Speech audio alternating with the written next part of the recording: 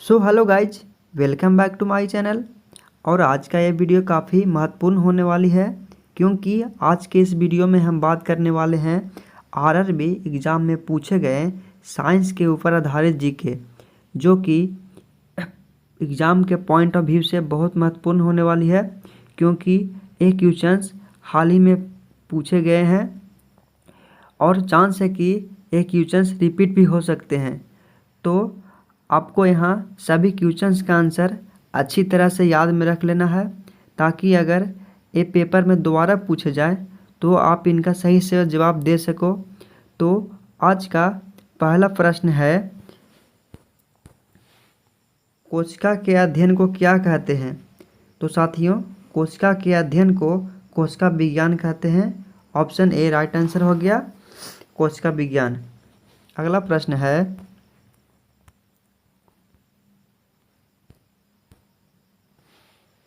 निम्नलिखित में से कौन सा जंतु ऊतक का एक प्रकार नहीं है? तो इनमें से विभज्योतिक ऊतक जंतु ऊतक का एक प्रकार नहीं है। ऑप्शन बी राइट आंसर होगा साथियों। अगला प्रश्न है, जल की कमी के कारण कोशिका भित्ति से दूर कोशिका के संकुचन की प्रक्रिया को हम क्या कहते हैं? तो जल की कमी के कारण कोशिका भित्ति से दूर कोशिका के संकुचन की प्रक्रिया को हम लोग जीव द्रव कुचन कहते हैं। ऑप्शन ए राइट आंसर होगा, जीव द्रव कुचन। अगला प्रश्न है, पादप कोशिका भित्ति किससे बनी होती है? तो पादप कोशिका भित्ति सेल्यूलोज की बनी होती है। ऑप्शन ए राइट आंसर होगा साथियों, सेल्यूलोज। अगला प्रश्न है, कोशिका का सबसे बाहरी आवरण कौन सा है जो कोशिका की सामग्री को बाहरी वातावरण से अलग करता है? तो कोशिका की सबसे बाहरी आवरण प्लाज्मा झिल्ली है जो बाहरी वातावरण से अलग करती है। ऑप्शन सी राइट आंसर हो जाएगा, प्लाज्मा झिल्ली। अगला प्रश्न साथियों, किसी कोशिका में मौजूद सबसे बड़ा कोशिकांग कौन सा है? तो किसी कोशिका में सबसे बड़ा कोशिकांग जो होता है दोस्तों, नाभिक होता है। ऑप्शन सी राइट आंसर होगा साथियों, नाभिक। अगला प्रश्न है, रक्त खाली स्थान प्रकार के ऊतक का एक उदाहरण है। तो रक्त संयोजी प्रकार के ऊतक का एक उदाहरण है। ऑप्शन डी राइट आंसर होगा साथियों, संयोजी। अगला प्रश्न है, शरीर में रक्त कोशिकाएं कहाँ उत्पन्न होती है? तो शरीर में रक्त कोशिकाएं अस्थिमज्जा में उत्पन्न होती है। ऑप्शन सी राइट आंसर होगा साथियों, अस्थिमज्जा। अगला प्रश्न है, ज्वाला कोशिकाएं खाली स्थान में पाई जाती है, अर्थात ज्वाला कोशिकाएं कहाँ पाई जाती है? तो ज्वाला कोशिकाएं प्लानेरिया में पाया जाता है। ऑप्शन डी राइट आंसर हो जाएगा दोस्तों, प्लानेरिया। अगला प्रश्न साथियों, निम्नलिखित में से कौन एक एंडोप्लाज्मिक रेटिक्यूलम की सहायता से जुड़ा होता है? तो इनमें से राइबोसोम जो है दोस्तों, एंडोप्लाज्मिक रेटिक्यूलम की सहायता से जुड़ा होता है। ऑप्शन डी राइट आंसर हो जाएगा। अगला प्रश्न है, एक पौधे के तने या जड़ का घेरा किस कारण बढ़ता है? तो एक पौधे के तने या जड़ का घेरा लेटरल मेरिस्टेमम से के कारण बढ़ता है। 11 के आंसर होगा दोस्तों सी, लेटरल मेरिस्टेमम। Option C. अगला प्रश्न है, कवक की कोशिका भित्ति किससे बनी होती है? तो कवक की कोशिका भित्ति काइटिन की बनी होती है। ऑप्शन ए राइट आंसर होगा साथियों, काइटिन। अगला प्रश्न साथियों, गुणसूत्र में क्रोमैटिड्स जिस बिंदु पर संलग्न होते हैं उस बिंदु का नाम क्या है? तो क्रोमैटिड्स जिस बिंदु पर संलग्न होते हैं उसे सेंट्रोमियर कहते हैं। ऑप्शन ए राइट आंसर हो जाएगा, सेंट्रोमियर। अगला प्रश्न है, कौन सा अस्थायी ऊतक एक पौधे को कठोर और मजबूत बनाता है? तो पौधे और ऊतक को कठोर बनाता है। ऑप्शन ए राइट आंसर हो जाएगा, स्क्लेरेनकाइमा। ए सही जवाब हो जाएगा दोस्तों। अगला प्रश्न है, कौन आनुवांशिक सामग्री के वाहक है? तो आनुवांशिक सामग्री का वाहक जीन है। ऑप्शन डी राइट आंसर होगा साथियों, जीन। अगला प्रश्न है, मनुष्यों में संयोजी ऊतक के एक उदाहरण की पहचान करें। तो मनुष्यों में संयोजी ऊतक की एक पहचान है हड्डी। ऑप्शन सी राइट आंसर हो जाएगा, हड्डी। अगला प्रश्न है, किस कोशिका अंग को कोशिका का मास्टर कहा जाता है? तो साथियों, नाभिक को कोशिका का मास्टर कहा जाता है। ऑप्शन डी राइट आंसर हो जाएगा, नाभिक। अगला प्रश्न है साथियों, खाली स्थान ऊतक रक्त वाहिका के व्यास को बदल देता है। तो मांसपेशी ऊतक रक्त वाहिका के व्यास को बदल देता है। अगर साथियों इस चैनल पर, मेरे चैनल यानी अनुज एग्ज़ाम स्टडी पर न्यू हो तो इन्हें ज़रूर सब्सक्राइब कर ले, ताकि इसी तरह का वीडियो आप देख सको। अगला प्रश्न है, कौन से ग्राही हमारे जीव पर विद्यमान होते हैं? तो ऊष्माग्राही हमारे जीव पर विद्यमान होते हैं। ऑप्शन बी राइट आंसर होगा दोस्तों, मिस्टेक से टाइप हो गया है, इसको नज़रअंदाज कीजिएगा। ऑप्शन बी राइट आंसर हो जाएगा, ऊष्माग्राही। अगला प्रश्न है, 20 नंबर, कॉर्निया और रेटिना शरीर के किस भाग में पाए जाते हैं? तो कॉर्निया और रेटिना शरीर के आँखों में पाए जाते हैं। ऑप्शन बी राइट आंसर होगा साथियों, आँखें। अगला प्रश्न है, मानव शरीर में पाई जाने वाली वह एकमात्र पेशी कौन सी है जो दोनों सिरों पर जुड़ी नहीं होती है? तो क्वेश्चन नंबर 21 का ऑप्शन हो जाएगा दोस्तों, ए जीव। जीव मानव शरीर में पाई जाने वाली वह मांसपेशी है जो दोनों सिरों पर जुड़ी नहीं होती है। ऑप्शन ए राइट आंसर हो जाएगा। अगला प्रश्न है, मानव कान के किस भाग में प्राप्ति ध्वनि के अनुसार कंपन होता है? तो मानव कान में कर्णपटही झिल्ली से प्राप्त ध्वनि के अनुसार कंपन होता है। ऑप्शन डी राइट आंसर हो जाएगा साथियों, कर्णपटही झिल्ली। अगला प्रश्न है, मानव शरीर का कौन सा अंग संतुलन बनाए रखने में मदद करता है? तो मानव शरीर का कान जो है साथियों संतुलन बनाए रखने में मदद करता है। ऑप्शन ए राइट आंसर हो जाएगा। अगला प्रश्न है, मानव कान के किस भाग में ध्वनि का 3 हड्डियों द्वारा प्रवर्धन होता है? तो मध्य कान में ध्वनि का 3 हड्डियों द्वारा प्रवर्धन होता है। ऑप्शन ए राइट आंसर हो जाएगा, मध्य कान। अगला प्रश्न है, इनमें से कौन सा वर्ग दर्शन से संबंधित नहीं है? तो साथियों शंकु कोशिकाएं वर्ग दर्शन से संबंधित नहीं है।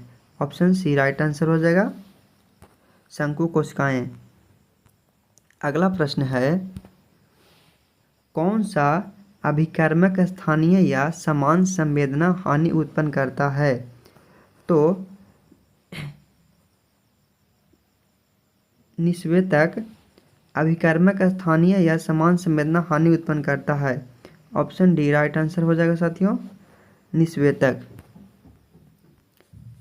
अगला प्रश्न है, काटी अंक का संबंध खाली स्थान से है, यानी काटी अंक का संबंध किससे है? तो काटी अंक का संबंध शून्य से है। ऑप्शन बी राइट आंसर होगा साथियों, शून्य। अगला प्रश्न साथियों,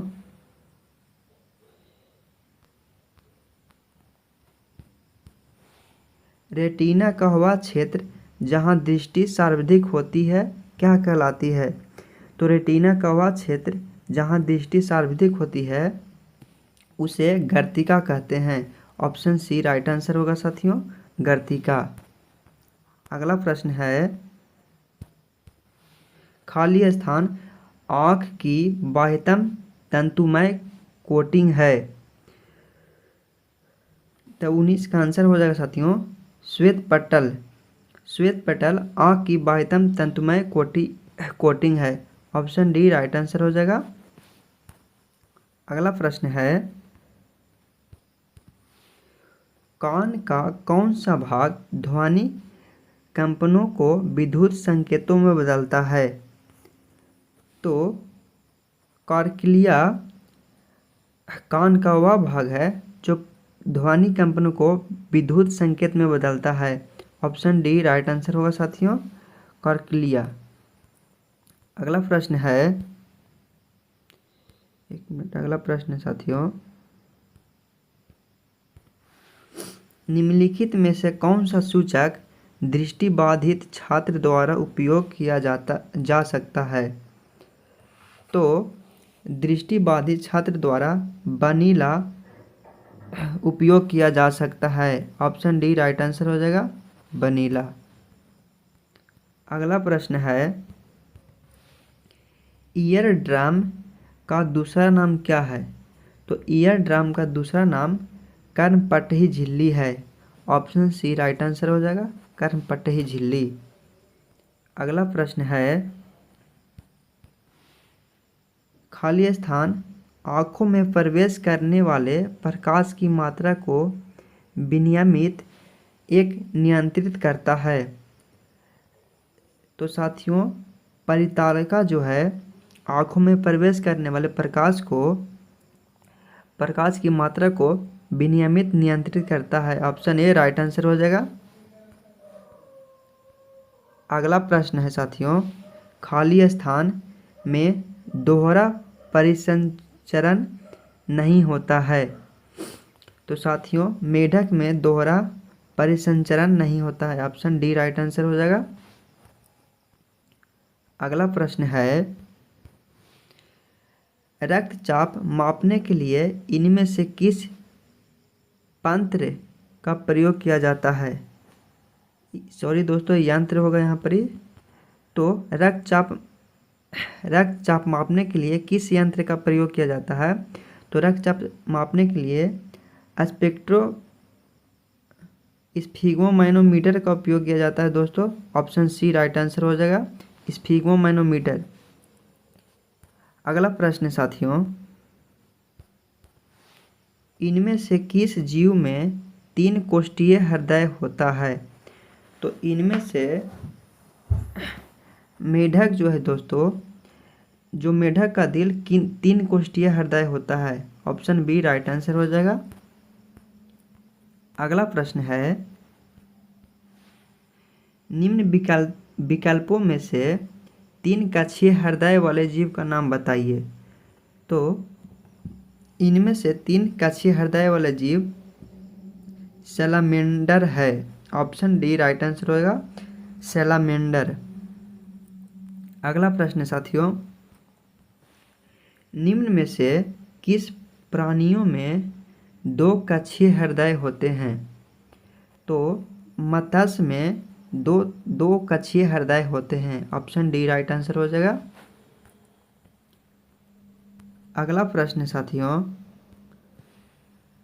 मानव हृदय में फुफ्फुसीय शिरा से जुड़ी होती है। तो मानव हृदय में बाएं एलिन फुफ्फुसीय शिरा से जुड़ी होती है। ऑप्शन सी राइट आंसर हो जाएगा, बाएं एलिन। अगला प्रश्न है, निम्नलिखित में से किसके पास 4 कक्षाओं वाला हृदय है।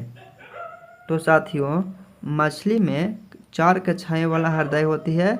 ऑप्शन डी राइट आंसर हो जाएगा। अगला प्रश्न है साथियों,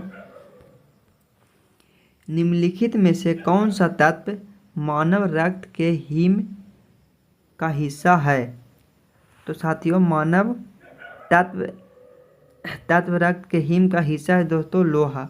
ऑप्शन ए राइट आंसर हो जाएगा, लोहा। अगला प्रश्न है साथियों,